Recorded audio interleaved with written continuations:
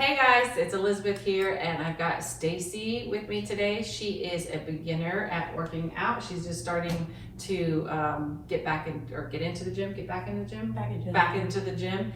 And so we're gonna kind of talk about form and different things for anybody coming into working out. Some things that I repeat several times a day usually. All right, so the first thing that I usually tell people when they're coming to me is how important form is. You can waste your time in the gym if your form is off. So the general principle that you want to think about is if you, for example, if I was going to do a push-up off of this bench right here, I would be able to do it because it's a nice solid surface. But if this bench was a mattress or something soft and I try to do a push-up, I wouldn't be able to push up off of it and do a push-up. So that's the same concept when it comes to your body. Your frame, your core needs to be a solid surface like this so that your extremities, your arms and your legs can push off of your core and have a solid surface. And the reason why that's important is because that will lead to an injury or just ineffective movements. So in general, like you can waste your time not actually hitting the muscle that you're wanting to target.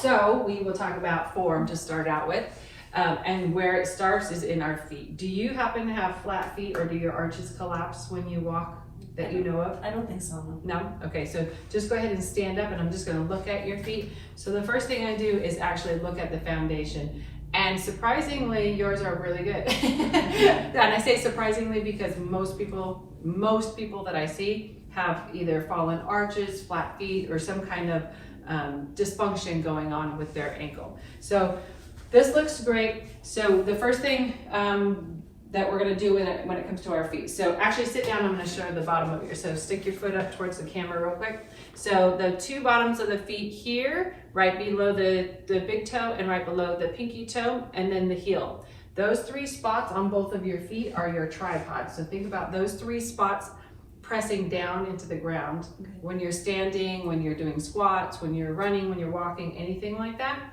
those three spots are pressing evenly into the ground. So a lot of times we'll have our body weight at the front of our body or the back of our body on our heels, or in or out as well. So that's something to really, really pay attention to. And in the beginning, it's gonna be a practice because most of us, well, like I walk on the outside of my feet by habit. So I have to train myself to stop rolling my ankles out and walk evenly on my feet. So far you don't have any issues with that, so that's great. So that your form is probably going to be pretty good going all the way up. So when our feet are messed up at the base, it causes problems all the way up. So in our knees, our hips, our shoulders, even our back, we'll get lower back pain or pinching or burning in the upper shoulders. Do you get any of that stuff by any chance? Maybe some back pain, but not much. Not too much. Okay. Yeah. So typically when your foundation is a mess, it's going to be pretty painful on a daily basis. So good thing you don't have to worry about that. So that's awesome. If you do have that problem where your feet are flattening out and or are staying flat, I'm going to teach you some things that you can do with your feet. The first thing, and this is probably a good practice even if you don't have any issues, just because our feet sit inside our shoes all day long, and our shoes don't allow our feet to maneuver at all. Like it can't feel itself in space, it can't articulate the joints. There's 33 joints in the foot, and most of our feet are pretty stiff and immobile. So you can grab a lacrosse ball and just put it on the ground. You put your foot again right at the base of the toes. You starting is where you're gonna want, and I like to, because my feet, I've been doing this so I can put a lot more pressure on, so I'll stand up and kind of just roll it back and forth. So I'm pressing down as I roll out, and then I do the entire length of my foot up into the heel. You don't need to worry about rolling the heel out because that's just fat, there's no fascia in there. So not only back and forth, side to side, but also back and forth. So you're going to go front to back, and you can go side to side.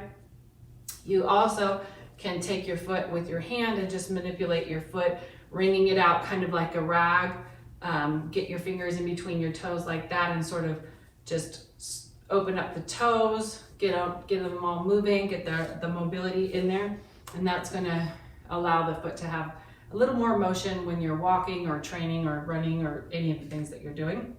And then another thing that I love to do is this is just a regular old PVC pipe from Home Depot or Lowe's, and you can either train yourself to have the balance to walk on it or just stand on it, or you can turn to the side and kind of use it the same way the lacrosse is and just break up all that scar tissue, that stuff that's stuck together basically.